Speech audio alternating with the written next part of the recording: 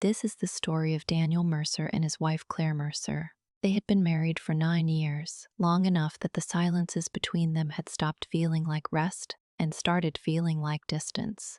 Daniel was a man who loved carefully, methodically, the way he approached most things in his life. And Claire had once found this steadiness beautiful. Somewhere along the way, she had begun to find it suffocating. The tension in their marriage was not the loud, explosive kind that neighbors could hear through walls.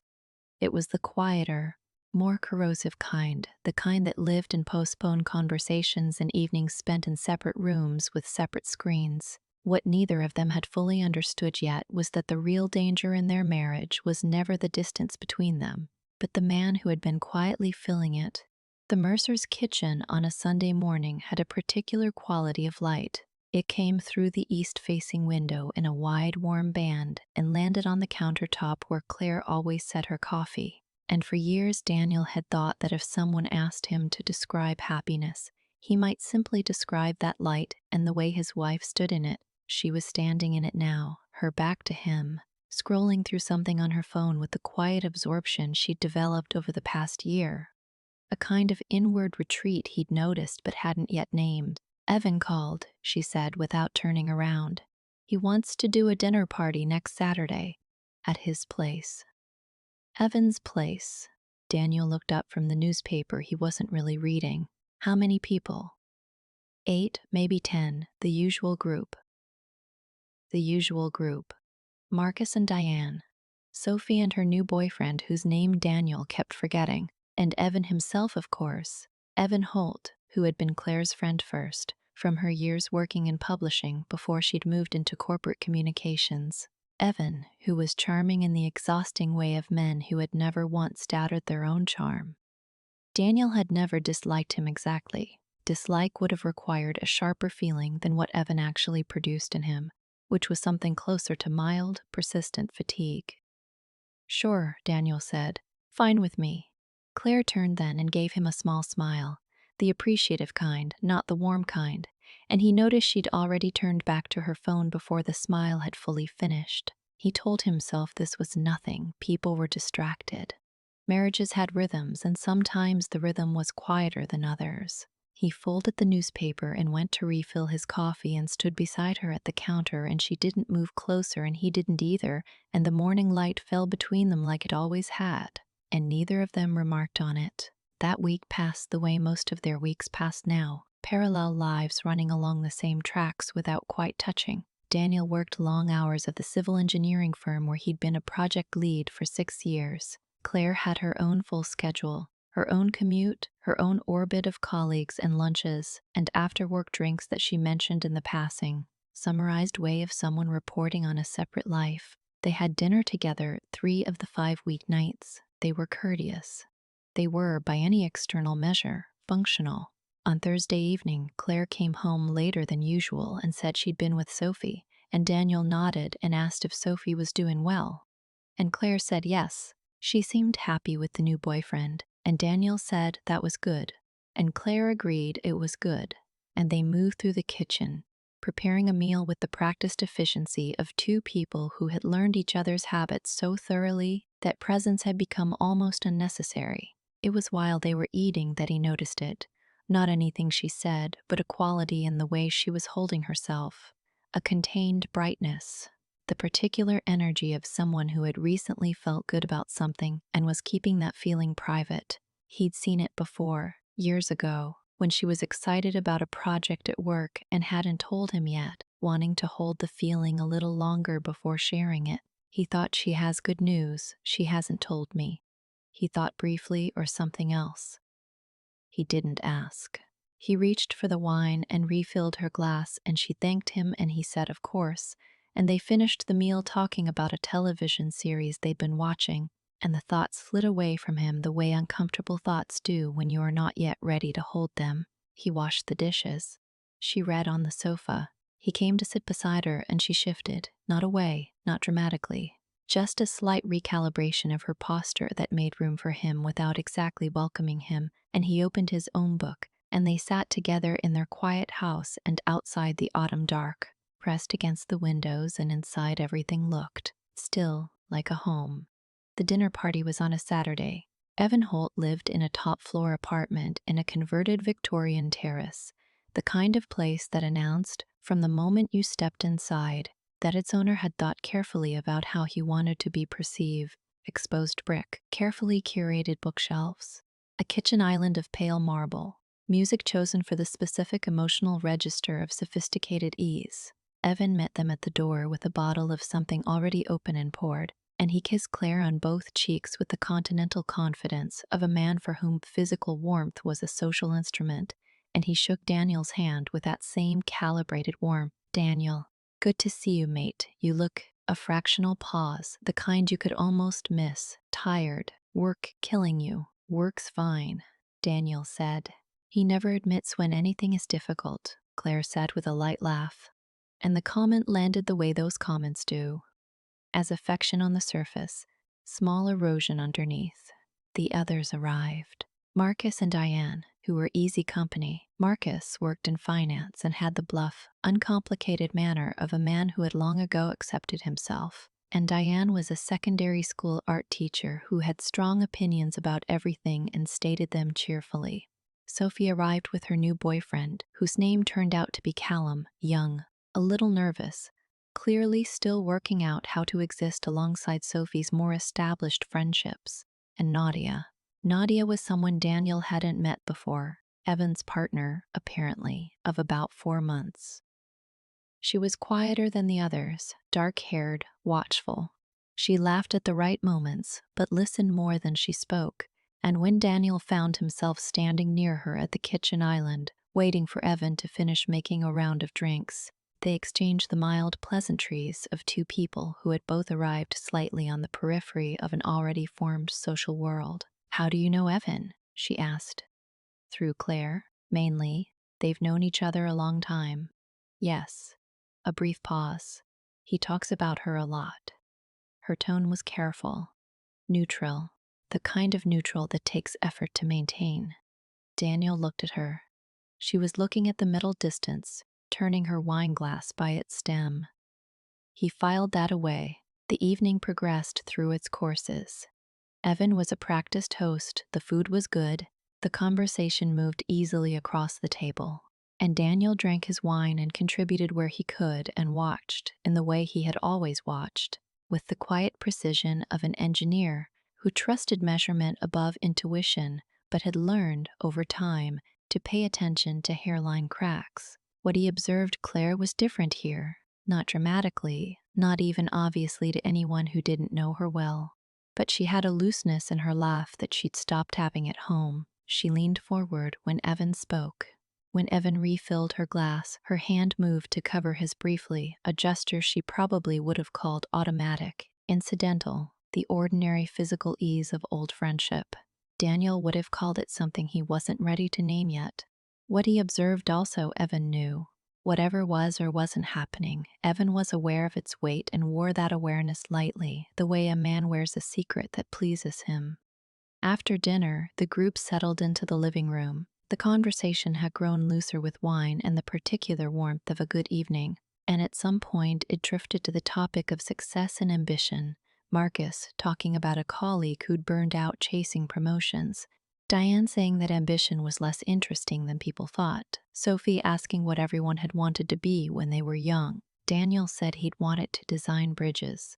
He said it straightforwardly because it was true. There was a small, pleasant ripple of response, people finding this either poetic or quaint. And then Evan said, with the tone of a man offering a joke that has a little too much weight behind it, "Still building things that hold other people up, Daniel? Very noble." A pause, a glance at Claire that he distributed around the room like it was meant for everyone, though I suppose someone in this marriage has to be load-bearing. The laughter came quickly. The easy, unthinking laughter of a group caught off guard by something that sounds like wit before it registers as cruelty. Daniel heard it. He felt it, not as humiliation, not yet, but as the specific sensation of something confirming itself, like watching a crack he'd been monitoring finally extend another millimeter in a direction he'd already calculated. He set his glass down. He didn't raise his voice. He had never been a man who raised his voice. He said, conversationally, looking at Evan with a steadiness that was its own kind of precision. That's interesting, coming from you, since Claire mentioned you've been encouraging her to think about what else she might want. A natural pause, not theatrical. She mentioned it back in the spring, said you'd been having those conversations for a while, that you understood what she needed in ways she wasn't getting at home. He tilted his head slightly. I've been thinking about that ever since, actually. What those conversations looked like, how often they happened, what they were really about. He wasn't looking at Claire. He was looking at Evan, and his voice was so even it was almost gentle. I think maybe Nadia would find that history interesting too. The room went quiet in a way that was entirely different from the quiet that preceded it.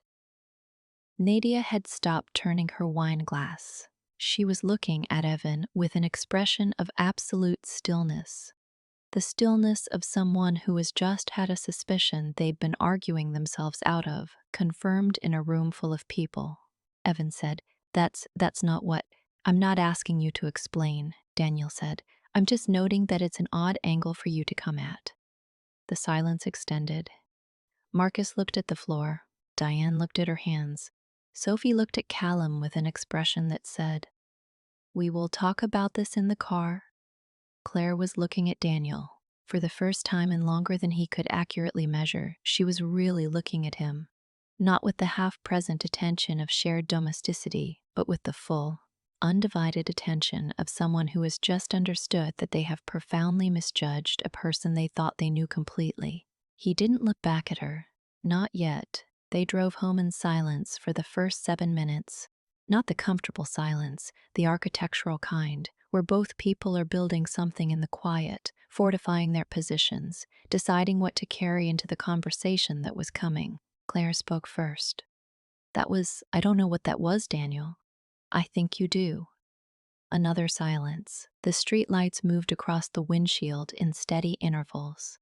Nothing happened, she said. And then, after a beat, the qualification that unmade the first statement, not the way you're implying. I haven't implied anything. I stated what you told me. I told you we had conversations, that's all. Daniel kept his eyes on the road.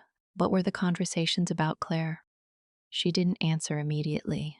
He could hear her breathing, measured, careful, the breath of a person composing themselves. I was unhappy, she said finally. The word unhappy landed between them with the weight of something that had been waiting a long time to be set down. I needed someone to talk to, and you. She stopped. And I what? You're not easy to talk to, Daniel. You listen, but you don't. You hold everything at a distance. Even when you're present, you're observing. It's like being studied. I needed to feel. She paused again, and in the pause he heard the thing she was working up to. I needed to feel wanted.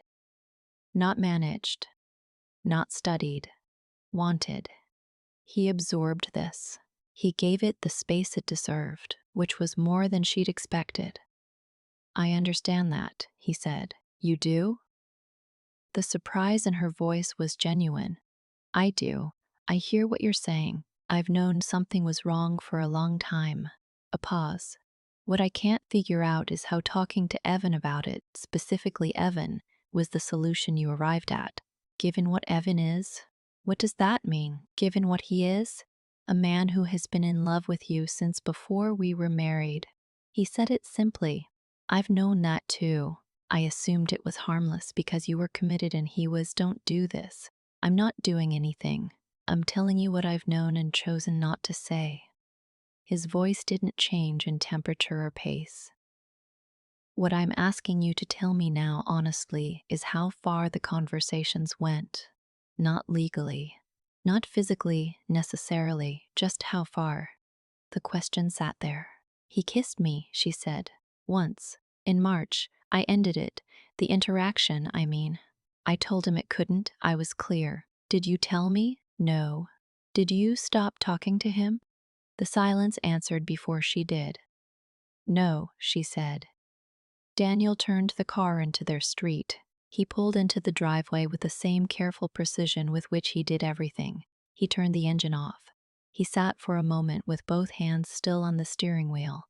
"I'm not going to shout at you," he said. "That's not who I am, and it's not what this deserves."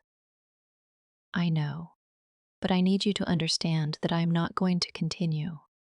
He stopped, found the right word, pretending that "I haven't seen what I've seen, that something hasn't already changed." Claire was crying now, quietly, not dramatically, the specific kind of crying that comes not from having been caught, but from having finally let yourself feel the full weight of something you've been carrying. "I'm sorry," she said, and he believed her. The problem was that sorry was a feeling, not a repair. "I know," he said. He got out of the car and went inside, and she followed, and they were in their house again, the house that still looked like a home. And he went upstairs, and she stayed in the kitchen, and neither of them said anything more that night, and the quiet was the loudest thing in every room. Daniel moved into the guest room the same week. He didn't announce it. He simply moved a set of clothes and his book and his charger. And Claire observed this migration in the way one observes a gradual geological event, helplessly, aware of its significance, uncertain how to stop something that operates at the level of deep structure. They coexisted, shared meals occasionally, spoke about practical things, the boiler making a noise, the car needing its service, a letter from the bank. They were civil in the way of two people who had once been intimate and now handled their shared history like a piece of furniture that was too large to move, but that both had stopped being able to look at directly. Claire called Evan twice in October. She knew both calls were mistakes before she made them. Evan's voice had changed. It was more careful now, had lost the loose warmth of before. Nadia had left him, he told her, though not before a conversation that he described in euphemism, but that Claire understood had been devastating. There was a flatness in him now that she recognized, belatedly, as the specific flatness of a person being asked to reckon with what they actually are, rather than the version they've been performing. She did not find comfort in this. She had not expected to find it punishing. She tried instead to talk to Daniel, not in the crisis mode of the weeks immediately after. She had tried that, and he had listened with the same careful distance she'd complained about to Evan, and she'd understood then that what she'd called his inability to connect was partly her own inability to accept the particular form his connection took. He loved with precision, with consistency, with 1,000 small, unremarkable acts of care that she had spent years cataloging as insufficient because they weren't romantic, weren't dramatic, didn't feel like being wanted because they felt instead like being secured, which, she was beginning to understand, was not a lesser thing. It was possibly a rarer one. In November, she asked him if he wanted to try counseling. He looked at her for a long moment. He wasn't cold exactly. He was considering. "Do you want to?" he asked. "I think I do. What are you hoping it will do?" It was such a Daniel question. Practical, precise, requiring her to be honest about her expectations rather than vague about her feelings. And she almost smiled at it, almost said something cutting, and then caught herself and chose, for once, to answer it properly. "I want to understand how we got here," she said. "And I want you to understand that I'm aware of what I destroyed, not just between us, in myself. I want you to know that I'm not rebuilding a narrative in which I'm the victim of your distance. I know that's what I was doing before, and I know it wasn't fair." He nodded slowly, the nod of a man who has been waiting for something and is careful not to show how long he has been waiting. "All right," he said. They started going in December. The sessions were uncomfortable in the way of all honest things. The therapist was a quiet, measured woman who asked questions with the patience of someone who was genuinely curious and did not require the answers to be tidy. Daniel was better at it than Claire had expected, more willing to examine himself, to identify his own contributions to the distance, to say things like, "I knew she was struggling, and I made it easy for her to avoid telling me because I wasn't asking the right questions." Claire watched him in those sessions and felt the particular grief of understanding someone more clearly than you did when it would have mattered most. One evening in late January, she came home to find him in the kitchen, cooking one of the uncomplicated pastas he made when he was doing it for himself rather than performing domesticity. and he looked up and said, "There's enough if you want." And she said she wanted, and they ate together at the kitchen table for the first time in months without a screen between them and without speaking very much. And it was not reconciliation, but it was something. It was the faint, uncertain warmth of two people relearning how to be in a room together. She thought maybe. She could not tell yet whether maybe was hope or just the habit of hope. Spring came. The east window light was back in the kitchen, the same wide band of warmth across the same pale countertop, and Claire stood in it with her coffee the way she always had, and Daniel came downstairs and poured his own, and they stood, not quite beside each other, not quite apart, and outside the garden was doing what gardens do in April, returning insistently to life. They had decided, over the course of the winter months and the therapist's careful questions, to attempt something neither of them could quite name. Not a fresh start. That phrase required a level of self-deception that neither of them was capable of anymore. Something more honest than that. A choice to remain, with full knowledge of the damage, and to see what could be built on honest ground, rather than on the pretense that the ground had always been solid. This morning was different from the others, not because anything dramatic happened, but because of a small, specific thing. Daniel set his coffee down and said quietly, "I've been thinking about what you said in October, that I made you feel studied rather than wanted." Claire looked at him. "I think you were right," he said. "I think I confused being attentive with being present. I watched you very carefully and I understood very little." She held her cup with both hands. Outside, a bird was doing something insistent in the hedgerow. "I don't think that's entirely true," she said. "I think it's true enough." She was quiet for a moment. "I told Evan things I should have told you. I chose him because he was uncomplicated, because wanting is easy and being known is frightening. I knew that even then, I chose the easy thing. I know. And I cost you something you didn't deserve to lose." He looked at her steadily. There was nothing theatrical in his expression, no performed forgiveness, no withheld hurt deployed as a weapon. He looked like what he was, a man of 41 who had been loved imperfectly, and who had loved imperfectly in return, and who was tired of pretending that imperfection was the same as failure. "I haven't forgotten it," he said. "I don't think I'll ever fully stop knowing it happened. But I'm not carrying it as a debt anymore. I'm just carrying it." She nodded. The truth in that distinction took a moment to settle. "Is that enough?" she asked, not desperately. Genuinely. He considered it the way he considered everything, with patience, without performance. "I think it might be," he said, "not today, but in the direction of enough." "Yes." They stood in the kitchen a while longer. The light moved, as light does, imperceptibly and without permission. It fell between them, and this time neither of them stepped away from it.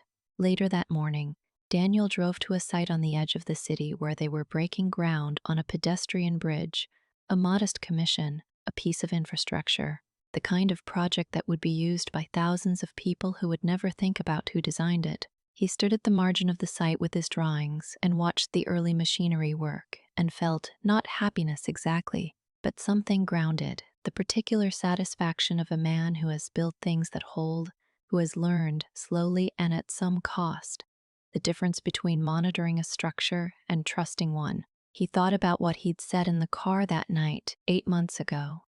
Something has already changed. He had meant it as an ending.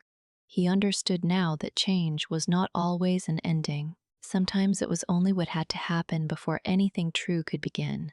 He rolled the drawings under his arm and walked toward the site. Somewhere across the city, in a kitchen full of April light, his wife was finishing her coffee. That was all. That was everything.